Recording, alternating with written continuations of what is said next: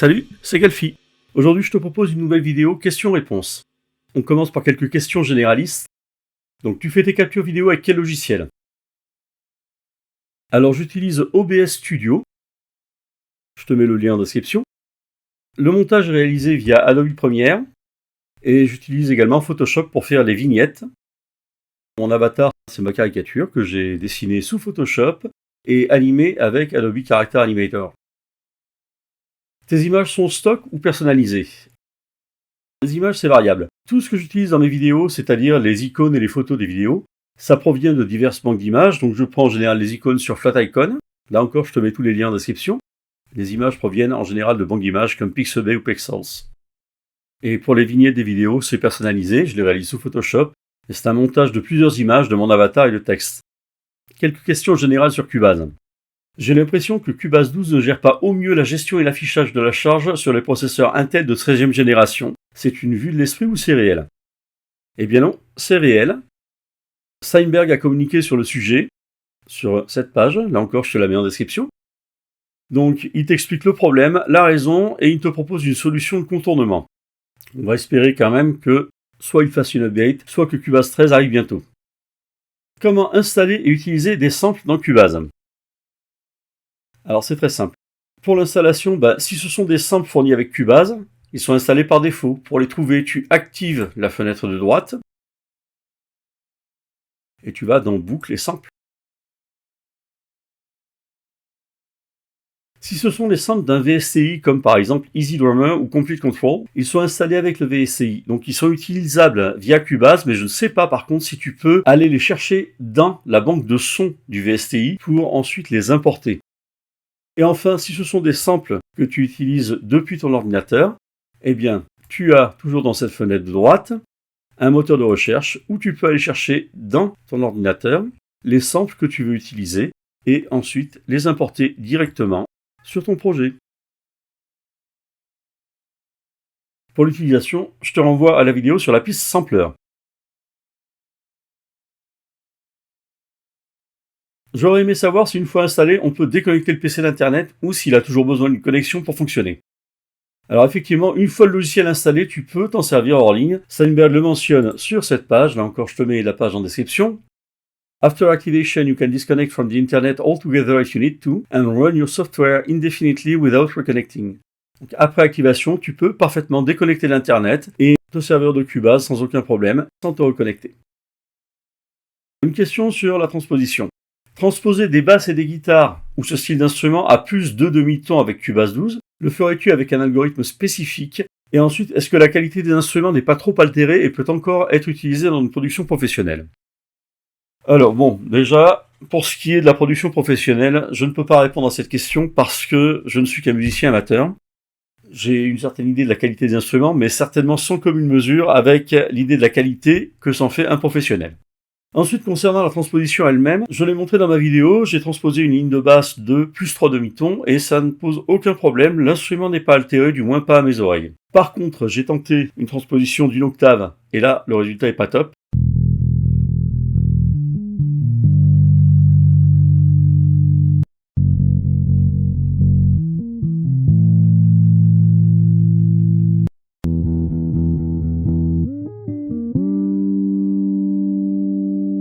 Donc je dirais, pour les transpositions jusqu'à peut-être 4 demi-tons, grand maximum, en plus ou en moins, tu peux utiliser la piste transposée ou la fonction transposition, mais pour des transpositions plus extrêmes, on va dire, genre une ou deux octaves, je conseillerais plutôt d'utiliser Melodyne 5 ou d'autres algorithmes spécifiques. Alors une question sur la duplication. Lorsqu'on copie un dossier d'un projet à un autre, est-ce que chaque élément du dossier va se retrouver dans le même emplacement au niveau de la timeline que dans le projet initial? Non, c'est pas automatique, c'est comme pour n'importe quel copier-coller. Si tu veux copier un élément dans le même projet ou d'un projet à un autre, il faut toujours indiquer l'endroit où tu veux le coller pour ensuite le coller. Une question sur l'automatisation, deux questions sur l'automatisation. Pour l'automatisation du volume, on pourrait créer une piste volume et automatiser via cette piste. Oui, c'est fait pour. Donc tu affiches l'automatisation. Par défaut, c'est le volume, mais en cliquant sur volume, tu peux très bien choisir autre chose. Donc pour modifier le volume d'une piste, il suffit d'enclencher l'automatisation, en cliquant sur le petit W ici, écrire l'automatisation, d'afficher les détails de la piste, de lancer la lecture et de faire jouer le volume.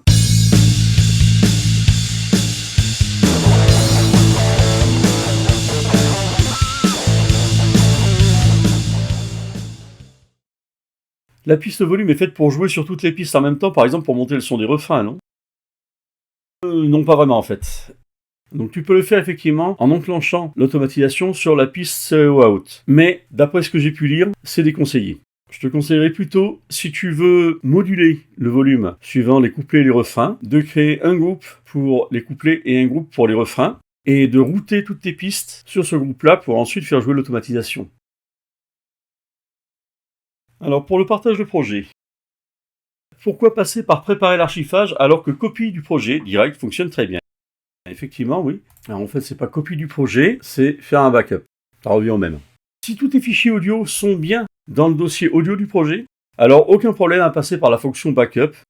Par contre, si tu utilises des fichiers audio qui proviennent d'un autre emplacement et que tu n'as pas dit à Cubase qu'il devait ouvrir la boîte de dialogue d'import pour choisir quoi faire des fichiers audio que tu importes, ou alors si tu ne lui as pas précisé qu'il faut ajouter automatiquement ces fichiers audio dans le dossier du projet, alors ça va poser un problème. C'est pour ça que je passe par préparer l'archivage, mais tu peux aussi bien aller dans Édition, Préférences, Audio, et là, ouvrir la boîte de dialogue d'options, ce qui veut dire que quand tu vas importer un fichier depuis ton ordinateur, eh bien, il t'ouvre une boîte d'options pour te demander quoi faire avec ça.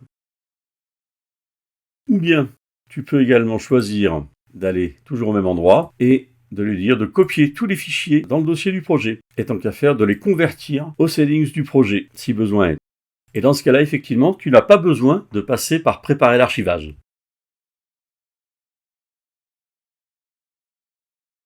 Je me posais la question de savoir pourquoi, quand tu travailles sur ton projet, tu sépares par partie et pas directement par instrument. Alors c'est très simple, ce choix-là, il est personnel. Quand je suis en mode composition, je préfère pouvoir séparer un projet en différentes parties plutôt que par instrument, pour plusieurs raisons. D'abord, je suis graphiste de profession, et donc je travaille beaucoup avec les couleurs et l'aspect visuel. C'est aussi pour ça que chaque piste a une couleur différente. Et ensuite, le regroupement par partie, ça me permet de mieux travailler les transitions d'une partie à une autre. Alors après, en y réfléchissant, je pourrais très bien m'appuyer sur l'outil visibilité, et puis, par exemple, n'afficher que les pistes sur lesquelles je veux travailler.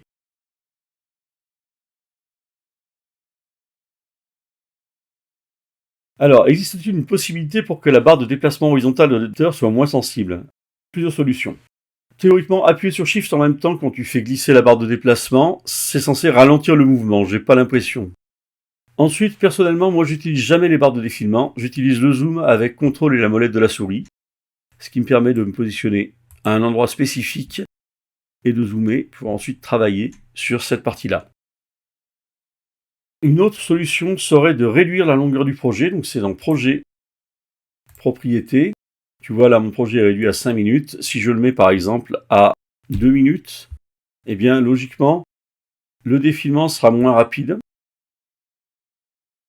parce que tout bêtement le projet est moins long, donc ta timeline est moins longue et donc du coup la barre de défilement a moins de distance à parcourir.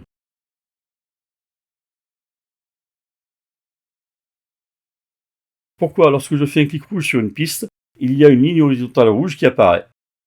Eh ben, c'est très simple. En gros, tu sais que les pistes, tu peux les déplacer, que ce soit d'une zone de projet à une autre, quand tu as activé le diviseur horizontal, comme je l'ai fait, ça se passe ici. Et ça permet de séparer les pistes utilitaires, donc les pistes accords, tempo, règles, etc., des pistes audio, instruments, MIDI, groupe et effets. Donc tu vois, voilà, là j'ai ma piste tempo, j'essaie de la déplacer et ça m'affiche la ligne rouge. C'est pour dire que une piste ne peut pas être déplacée à l'endroit où elle est déjà, et il y a des endroits où elle ne peut pas être déplacée non plus. Donc, quand c'est rouge, tu peux pas le faire. Et quand ça t'affiche une double ligne verte, comme ici, tu peux le faire. Ou encore, quand tu veux importer une piste dans un dossier, ça t'affiche une flèche verte.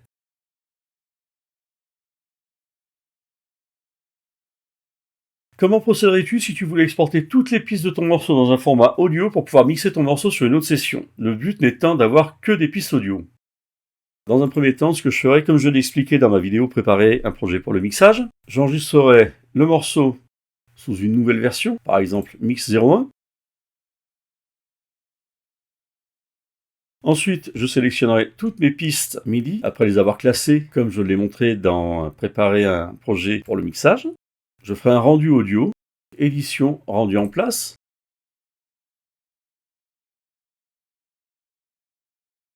Je n'ai plus qu'à supprimer mes parties MIDI, puisque j'ai la version audio.